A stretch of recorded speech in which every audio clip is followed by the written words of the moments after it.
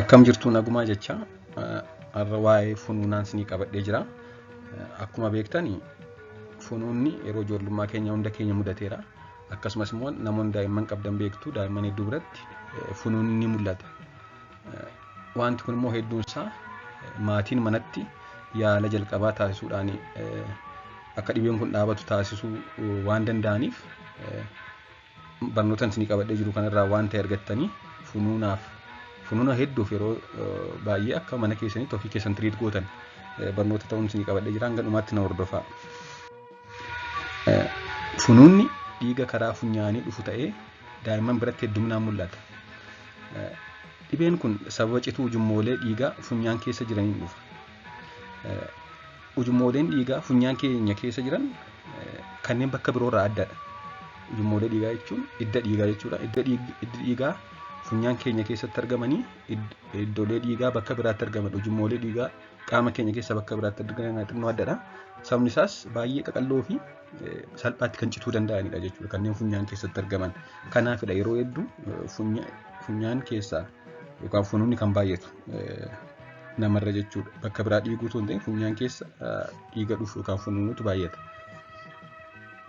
Funyaan keessaa bakki madda dhibee kanaa bakka lamatti qoodama.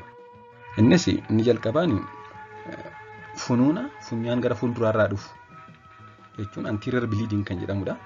Funyaan gara fuulduraarraa dhufanni kuni funuunni hedduun bakka kanaa dhufa. Parsantii 80-90 kan ta'u funuunni dhala namaa irratti mul'atu bakka kanaa dhufa. Funuuna funyaan gara fuulduraas jedhamu kana jechuudha. Daa'imman biratti immoo caalamaan isa kanatti mul'ata jechuudha. Inni kun daa'imman biratti hanga parsantaa 95 bakka kanaa dhufa. Gara fuulduraa funyaan gara fuulduraatti dhufa jechuudha anterior bleeding jechuudha. Yeroo hedduu sababa gogiinsa keessa funyaanii fi akkasumas immoo daa'imman akkuma beektan quba isaanii fi wantoota adda addaa gara funyaan isaaniitti erguun tuttuqu funyaan isaanii keessa. Akkuma jenne immoo ujummooleen dhiigaa yookiin hiddi dhiigaa funyaan keessa jiranii qaqalloo fi salphaatti kan citan waan ta'eef yeroo isaan qubaan tuttuqan funyaan isaanii keessa yeroo isaan wantoota adda addaan tuttuqan gogiinsi jiraannaa funyaan isaanii keessa diraayee kan ta'e yoo ta'e salphaatti funuunu jechuudha. Yeroo hedduu baay'een dhiigumni kun ofuma isaa xiqqoo dhiigee dhiisa. Daqiiqaa tokko daqiiqaa lama yoo dhiige ofuma isaa deebi'ee dhiisa jechuudha. Inni lammaffaan immoo funuuna funyaan gara boodaarraa dhufu yookaan posterior bleeding isa jedhamu kan. Inni kuni namoota gurguddoo fi kanneen dhiibbaa dhiigaa qaban biratti mul'ata. Kanneen giffiitii yookaan hypertension isa jedhamu kanneen dhibee kana qaban biratti mul'ata. Inni kun funyaan gara boodaarraa dhufa. Akkasumas immoo salphaatti hin dhiigu yoo dhiige immoo dafee hin dhaabatu. Even mana yaalaa geessanii yaala argannaanuu salphaatti dhiigni dhaabachuu dhiisuu danda'a jechuudha inni kun. Hedduu dhiigaa salphaattis immoo hin dhaabatu. Akkasumas immoo daa'imman biratti mul'atu inni kun namoota gurguddoo keessumaa namoota dhiibbaa dhiigaa yookaan hypertension qaban biratti mul'ata jechuudha. Funuunni funyaan gara boodaarraa dhufu yookaan posterior bleeding inni jedhamu kun. Egaa har'a waa'ee kan kaasaa jiru waa'ee daa'immanii waan ta'eef inni guddaan daa'imman biratti funuuna funyaan gara fuulduraarraa dhufu yookaan anterior epistaxis or anterior bleeding isa ta'eef waa'ee isaadha kan inni kaasu. Inni funyaan gara boodaarraa dhufu kun namoota gurguddoo biratti qofa mul'ata. Wantoota dhibee kanaaf daa'imman saaxilan keessaa inni tokkoffaan qilleensa naannoo kan jiidhina hin qabne yookaan diraay yoo ta'edha. Yeroo qaba wanti kun daa'imman biratti yeroo qilleensi naannoo diraay ta'e qilleensi naannoo gogaa yoo ta'e funyaan isaanii keessa diraay ta'a. In gogaa ta'a jechuudha funyaan isaanii keessa yeroo gogu immoo salphaatti dhiiga jechuudha. Inni gara biraan qubaa fi wantoota adda addaa funyaan keessa yeroo seensanii tuttuqan akkuma sila inni hiddi dhiigaa funyaan keessa jiran kun qaqalloo fi salphaatti kan citan waan ta'eef qubuma isaanii kanaan qeensa isaanii xiqqoo mucuudhaan funuunuu danda'u jechuudha salphaatti. Ijoolleen immoo akkuma beektan wantoota argan kana gara afaaniitti gara funyaaniitti ergu wantoota lafaa fuudhan yeroo wantoota lafaan fuudhan kana keessa funyaan isaanii ittiin tuttuqan ni funuunu jechuudha. Inni sadaffaan yoo allerjii funyaanii qabaatan allergic rhinitis jedhamu jechuudha. Allerjii funyaanii qabaannaan haxxiffachuu hin ta'in funyaan isaanii rigu asii fachi funyaan isaanii rigan kana yeroo haxxiffatan kana hiddi dhiigaa akkuma jenne funyaan keessa jirtu qaqalloo fi salphaatti waan cittuuf yeroo haxxiffatan ni citti yeroo rigan ni citti jechuudha yeroo sukkuuman funyaan isaanii. Akkasumas immoo qufaa fi dhibeewwan daddarboo kanneen akka saayinasaayitis rhinitis kan jedhamu qufaa qabaachuun hiddi dhiigaa kun akka isheen salphaatti citu taati.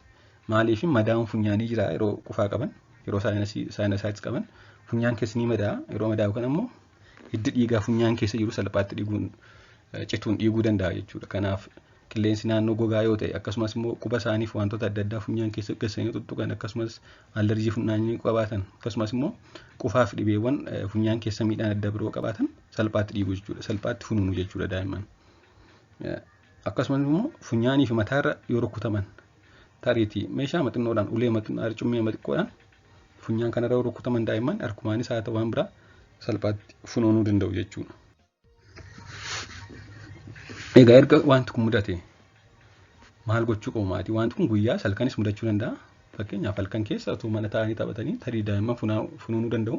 Yeroo akkasii naanii fuudhanii fiiguu osoo hin ta'in maatiin manumatti tiriitmentii jalqabaa yoo kennan wanti kun hin dhaabata jechuudha.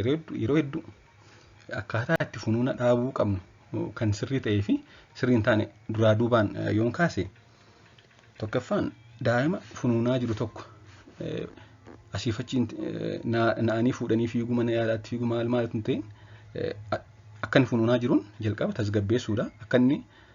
Akka isaan taa'an gochuu bakka dhaabataa jiru ta'e akka isaan taa'an erga taasifnee booda fuulduratti xiqqoo gadi jechuun akka dhiigni hin liqimsine taasisuu. Funuunaa jiru taanaan dur maal goona nuti yeroo ijoollummaa keenya namoonni hedduun maal godhu namni funuunaa jiru tokko ol jedhu jedhanii funyaan qabuuf nama funuunaa jiru tokko akka inni ol jedhu taasisuun sirrii miti. Daa'imas haa ta'u maaliif dhiigni funyaan keessaa ba'u sun hin liqimsu daa'imman gara garaacha isaanii dhaqaa jechuudha. Yeroo liqimsan sana immoo maal godhaa? Sababni isaas yoo ol jedhan yookaan dugdaan ciisan dhiiga sana liqimsuun waan danda'aniif dhiigni liqimsame kun immoo maal fidaa? Haqqisiisuu fida. Hin hoqqisiisa jechuudha. Garaa keessa gaafa seenu baay'ee garaa isaanii jeeqaa kanaaf hin hokkisu. Yeroo hokkisan immoo maal hokkisu? Dhiiga garaacharra seene sana hokkisu. Yeroo isaan immoo dhiiguma ofii funyaan keessa gad dhaqee garaacharra geessan yeroo isaan hokkisan waan dhiigni sun garaa keessaa dhufe nutti fakkaata jechuudha. Kun amma even mana yaalaa gaafa geessanii wanti kun yaaddessaadha. Dhiigni sun funyaan irraa dhufe immoo garaa keessaa dhufe kan jedhu adda baasuu barbaachisa jechuudha. Kanaaf amma danda'ametti yeroo daa'imman funuunan gara boodaatti jechuun qaban. Gara fuulduraatti kan jechuu qaban. Funyaan isaanii keessaa dhiigni dhufu sun ba'uu qaba malee gara liqimsuun qaban jechuudha. Akkuma suura kanarratti argitan kan amma inni jalqabaa sirriidha. Ilaan namni inni suura jalqabaa irraa kun amma fuulduratti jedheera. Funyaan isaas qabatee jira akka hin dhiigneef. Inni lammaffaa garuu ol jedhee funyaan isaa qabee jira. Yeroo kana maal ta'a dhiigni inni funyaan keessaa dhufu gara afaanii dhaqee liqimsa jechuudha namni kun. Yeroo liqimsu immoo hin hoqqisa. Dhiigni garaa seene kun waan garaa isaa jeequuf. Yeroo hokkisu immoo dhiiga haqqisa jechuudha. Kun immoo nama naasisa akkasumas immoo amma akka haqqisiisan ta'uudhaan dhibee biraa fida jechuudha. Daa'imni sun akka karaa afaanii hafuura baafatu taasisuun daqiiqaa 5 hanga 10 walitti fufinsaan quba lamaan funyaan walitti qabu.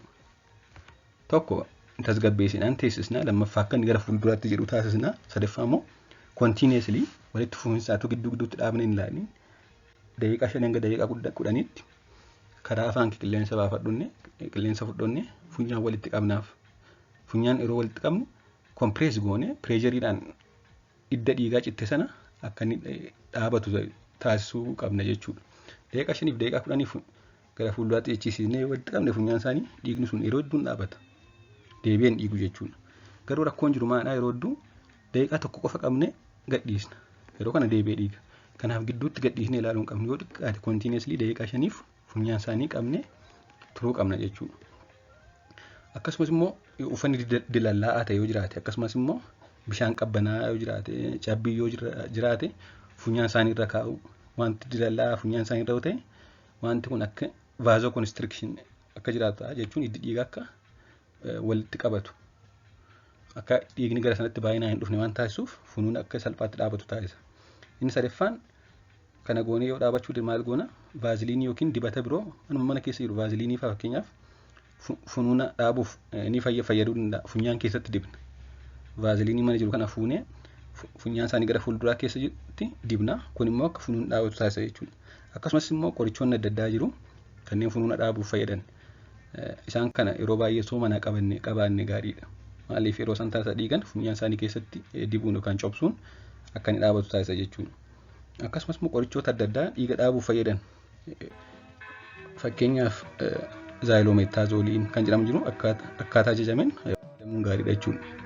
Haa ta'u malee funuunni yoo haala armaan oliin dhaabbachuu dide akka sanaan teessisnee fuulduratti jechisiisnee daqiiqaa 5 hanga 10 funyaan isaanii walitti qabnee dibata adda addaa waan akka vaaziliinii funyaan keessatti dibnee bishaan qabbanaa yookaan uffata qabbanaa yookaan cabbii funyaan irra keenyee kanaan dhaabachuu dinnaan akkasumas immoo deddeebi'ee yoo dhufe amma torbee tokko torbee lamatti ji'a keessatti 2-3 yoo dhufe sababa tokko malee osoo isaan funyaan isaanii tuttuqiin osoo qufaan qabaatiin osoo alerjii funyaanii qabaatiin fayyima amma deddeebi'ee yoo dhufe akkasumas immoo sababa rukkunnaatiin yoo dhufe yoo mataa kana keessa rukkutamanii tarii funuunan akkasumas baay'inaan yoo dhiigan salphaatti kan hin dhaabanne yoo ta'e dhiigni sun akkasumas qaama keessaa bakka biroo yoo dhiiguun jiraate fakkeenyaaf fincaan isaanii yoo diimate qaama isaanii keessaa bakka biraa waan dhiigu yoo jiraate